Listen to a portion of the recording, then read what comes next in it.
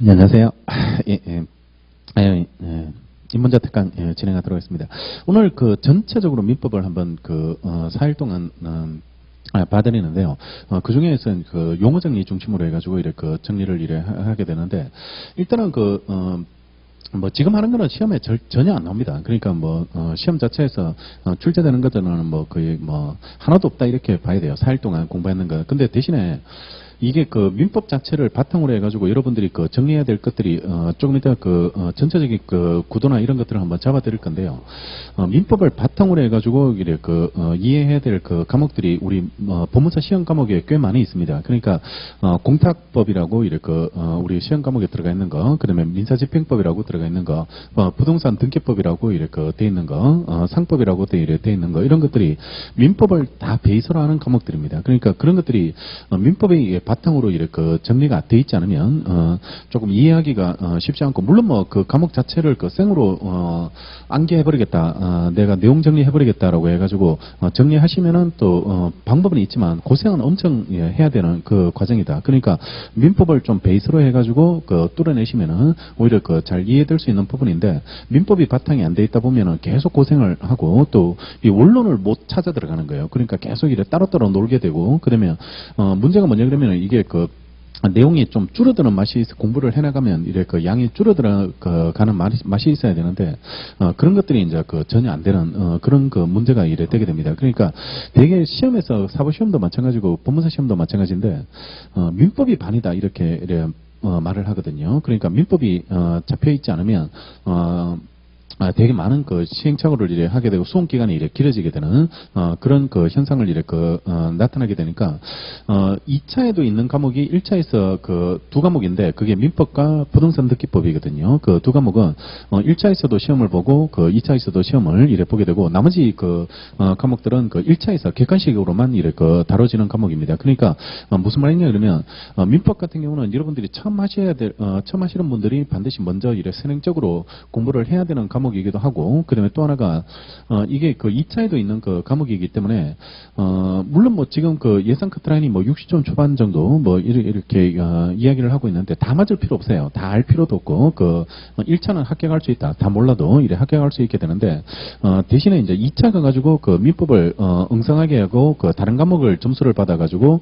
1차를 합격하게 되면 2차 가서 되게 힘든 과정을 겪게 되고, 시험은 2차까지 붙어야지 이제 최종 합격했다 이렇게 말할 수 있게 되는데, 1차만 목표로 해가지고 1차만 날림으로 붙어버리면 2차가 안 돼버리면 계속 불합격한 상태로 남게 되거든요. 그러니까 최종 합격을 위해서 오히려 드리고 싶은 말씀은, 과하다 싶을 정도로 민법은 많이 봐야 돼. 아주 많이 봐야 되고, 또 민법이 잡혀있지 않은 상태에서 다른 과목을 공부한다는 게 굉장히 힘든 과정으로 되게 될 거다. 그러니까 그런 생각을 하시고 많이 지금 여기 처음 오시면은 되게 또 사람들이 열심히 해요. 초반에는 다들 초반에는 10월 때까지는 되게 열심히 해. 근데 10월 때부터 이제 조금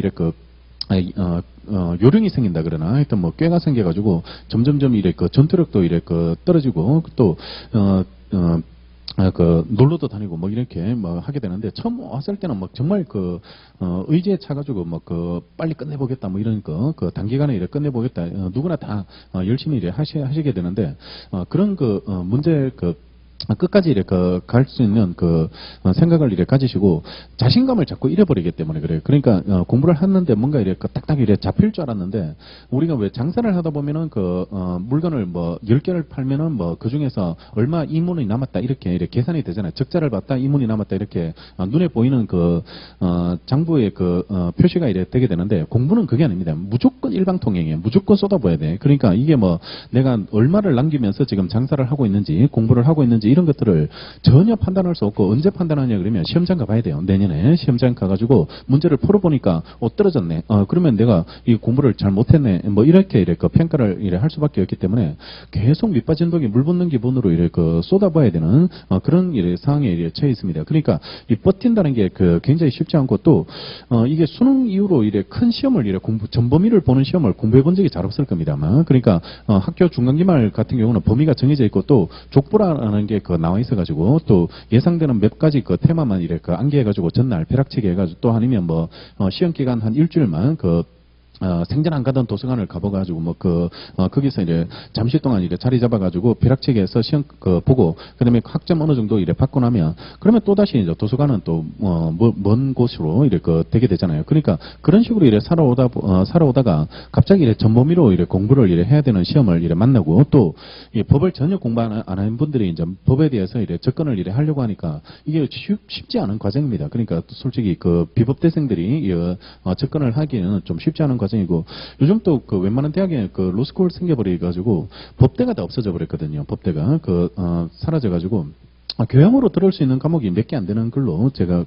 알기로는 찾아 들어야 되는 그런 문제가 이래 되게 되는데 그러니까 이 법을 이래 접할 수 있는 기회가 점점 이래 줄어들었다 이 말입니다. 옛날에는 그냥 민법 총칙이나 이런 것들은 교양으로 그냥 비법대생들도 이래 들어보고 학부 때 이래 공부를 해봤었는데 요즘은 좀 그런 현상도 좀 너무 줄어들지 않았을까 이렇게 생각이 되게 되는데요.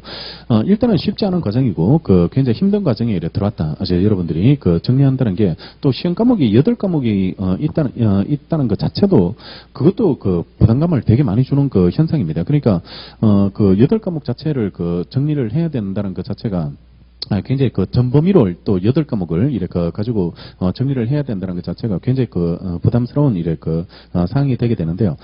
일단은 어렵다는 걸 먼저 전제하시고요. 쉽지 않다. 이게 시험 자체가 이렇게 굉장히 어려운 시험이다라는 걸 그걸 전제하시고 대신에 이제 불가능은 아니다. 불가능은 아니고 열심히 한다든지 아니면 방향을 이렇게 잘 잡아서 이렇게 접근해 들어간다면 그러면은 조금 이렇게 해결할 수 있는 방법은 있다. 대신에 요령으로 해결할 수는 없다.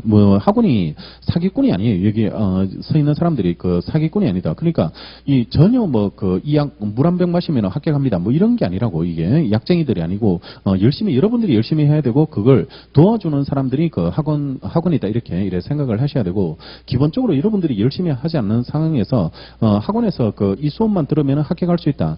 그런 학원은 없다. 그런 학원 있으면 제가 다니고 싶다. 제가 그런 학원들을 찾아다니고 싶을 정도로 원하는 사람인데요. 그런 건 없습니다. 그러니까 무조건 여러분들이 해야 된다. 여러분들이 해야 되고 대신에 이제 길을 잡아준다든지 아니면 도와주는 거 이런 것들은 학원이 충분히 해줄 수 있으니까요. 대신 또 시험을 먼저 붙어봤고 또 먼저 해봤는 사람들이 있으니까 그 사람들이 경험담 이런 걸 통해서 간접 경험을 통해 가지고 실수하지 않도록 하기 위해서 여러분들이 비용을 치르고 학원에 오신 거다 이래 생각을 하시고 그래 따라오시면 이래 되게 되고 법학의 가장 기본 접근성을 이렇게 가지려면 일단은 용어에 대한 정리가 먼저 잡혀야 된다. 개념법학이다라고 해가지고 말이 활용이 안 되면요. 말이 여러분들이 그러니까 영어 공부하는 거하고 똑같아요. 그러니까 단어 모르는데 독해를 할 수 있는 상황은 아니거든. 그러니까 단어를 알아야지 영어 독해에 대한 실력이 좀 올라갈 수 있는 기본 단어가 좀 어느 정도 이렇게 잡혀 있어야지 영어 독해가 좀 이래 될 수 있지 않습니까? 그러니까 이것도 마찬가지예요. 그러니까 단어 자체에 대한 개념 자체가 안 잡혀 있는 상황에서 책을 몇 번 읽었다, 몇 가지를 봤다, 내가 또 어떤 책을 몇 번씩 읽었다, 몇 시간을 하루에 몇 시간을 공부했다. 그거는 제가 봤을 때는 전혀 쓸데없는 짓 하고 있는 거예요. 그러니까 전혀 내용 파악도 안 되는 상황에서 책을 10번 읽거나 20번 읽거나 그거는 아무 필요가 없는 회독수를 이렇게 갖게 되는 그런 문제가 되거든. 그러니까 본론을 알고 원리를 알아야 된다. 원리를 알아야 되고 이게 역사 학문입니다. 역사 학문. 로마 시대부터 이래 기원을 이래 잡고 있는 게 민법이거든요. 그러니까 2000년 역사를 갖고 있는 학문이고 또 시행착오를 통해서 많은 피해 역사다. 헌법 같은 경우는 피해 역사고 민법 같은 경우는 시행착오 역사다. 그러니까 각종 계약을 통해 가지고 밝혀져 있는 합리적 타당성 이런 거를 추구하기 위해서 계속적으로 2000년 동안 고민하면서 만든 학문이 그게 법학이다. 법학을 그런 형태로 이렇게 만들었는 거기 때문에요. 그러니까 상식을 가지고 여러분들이 접근하고 여러분들이 공부해 나가면 그러면 여러분들이 지금까지 이래 살아왔던데 모든 것들이 다 법으로 연결되는 겁니다. 다 법적으로 이래 해결될 수 있는 그런 생활을 이래 했는데 대신에 그게 법으로 연결될 수 있다는 걸 몰라. 우리가 잘 알지는 못한 상황에서 법에 대한 고민을 안 해보고 분쟁이 일어나기 전까지는 이게 과연 법의 적용을 받는 관계인지를 자기가 의식을 못했는데 지금 이걸 공부하는 순간부터는 모든 게 다 법으로 다 해결할 수 있는 상황이다라는 걸 그걸 이래 알게 된다고. 그러니까 무슨 말이냐 그러면 생활에 녹여버려야 된다. 생활에. 그러니까 우리가 사는 생활에서 동떨어져 있는 학문이 아니야. 이거는 그러니까 늘 이래 살아가면서 여러분들이 접하고 앞으로 또 접하지 않는 분들 그러니까 나이 어리신 분들은 임대차 계약이나 이런 거를 잘 안 해봤거든요. 그러니까 부모님들이 마련해 준 집에 그 집에서 안에서 지금 들어가서 살고 있는 그 상황이잖아요. 그러면 언젠가는 분가를 해서 독립을 할 거 아닙니까? 결혼을 해가지고 독립을 하게 될 건데 그때 내가 그 집을 살 수도 있고 그다음에 또 임대차 계약을 체결해서 빌려가지고 렌트해가지고 이래 쓸 수도 있을 건데 그런 것들이 다 그 법에서 이래 규율하는 관계다. 그러면 어떤 방식으로 해야 될까? 어떤 그 과정을 거쳐야 되고 또 만약에 그 과정에서 생기는 분쟁들이 있을 수 있거든요. 분쟁들. 내가 돈을 줬는데 집을 안 준다든지 반대로 집은 줬는데 이 사람이 월세를 안 줘. 이래 돼버렸을 때 그걸 해결하는 방법이 있어야 될 거 아닙니까? 안 그러면은 원시 시대처럼 막 그 돌도끼로 사람들은 막 힘 있는 사람들이 그래 승리하는 그런 사회가 돼버리면 늘 싸우게 되는 분쟁을 이래 힘으로만 해결해야 되는 그런 문제가 되는데 현대 사회에서는 이제 그 힘의 그 해결은 이래 금지시키고요. 법으로 이래 해결하라라고 규율을 이래 하고 있기 때문에 이걸 지금부터 이래 공부하는 것 자체가 이제 앞으로 우리가 살아가고 앞으로 우리가 살아왔던 그 과정들 이런 것들을 적용하는 과정이다 이렇게 생각하시면서 그래 공부하면 조금은 이래 재미를 느끼면서 이렇게 공부를 해들어가는 그런 상황이 되지 않을까. 그러니까 학문 할자체로 이렇게 공부하다 보면 이게 너무 딱딱해요. 이게 그 과목 자체가 말도 어렵고 그다음에 또 내용도 딱딱한 내용을 이렇게 담고 있게 되는데 생활을 가지고 이래 느낌을 가지고 이렇게 접근해 들어가면 그러면 오히려 재밌는 과목이고 또 이거 알면 알수록 이래 우리가 뉴스나 이런 것들을 이렇게 무심히 그냥 봤던 거, 또 아침에 드라마들 있지 않습니까? 아침에 각종, 3사에서 하는 아침 드라마들, 이런 것들이 있는데, 그런 것들은 모두 다 가족법 이야기거든요. 가족법 이야기고, 또 정상적으로 드라마가 만들어지는 경우 있습니까? 뭐 갑자기 뭐 바람을 핀다든지, 또, 바람을 피워가지고 애가 나왔는데, 그 애가 또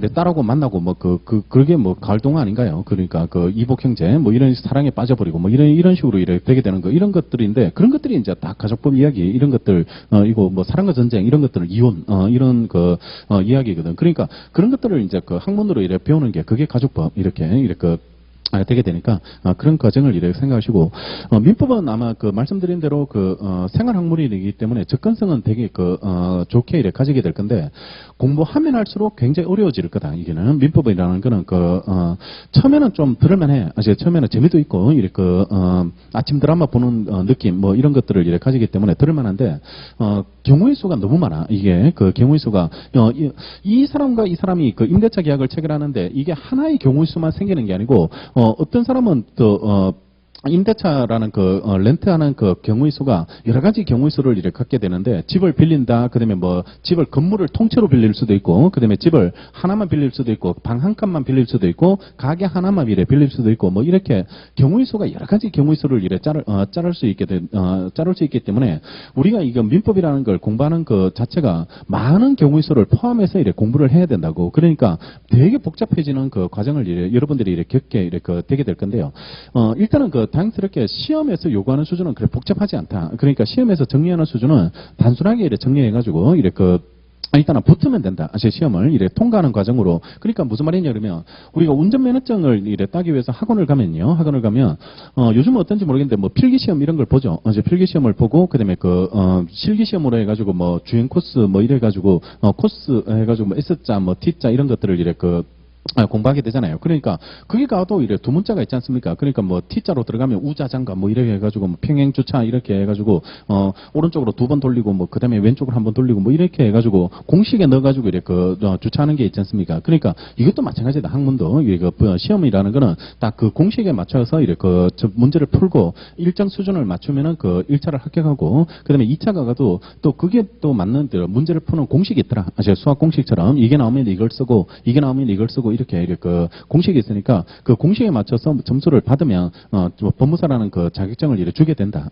가지게 이렇게 되게 되니까 그게 맞춰서 이렇게 정리하면 되니까 학문으로서 우리가 뭐 깊게 탐구하고 이렇게 정리하면 굉장히 복잡해지고 길어질 수 있는데 수험으로 요구하는 수준으로서는 그래 복잡하지 않을 거다. 그러니까 그런 생각을 가지고 수험에 맞게 이렇게 정리를 한다라고 생각에 들어가시면 이래 되게 될 겁니다. 자, 그러면 우리가 지금부터 이제 공부해야 되는 과목을 한번 빠르게 한번 정리해드리면요. 민법을 봐야 되거든. 민법을 봐야 되는데 민법이 뭘까? 민법이 어떤 거를 이렇게 규율하는 게 되는지 이런 것들을 한번 간단하게 한번 보면 제일 쉬운 사례가 이제 집을 사고 파는 겁니다. 그러니까 이 사람이 집을 가지고 있어요. 그 집을 한 채 이렇게 가지고 있고 이 사람은 돈을 가지고 있습니다. 돈을 이래 가지고 있는데, 집을 이래 한번, 사고 싶어. 그러면 이 사람은 집을 이제 팔아야 돼. 왜냐하면 돈이 급하거든. 돈이 필요하니까 집을 이래 팔아가지고 돈을 이래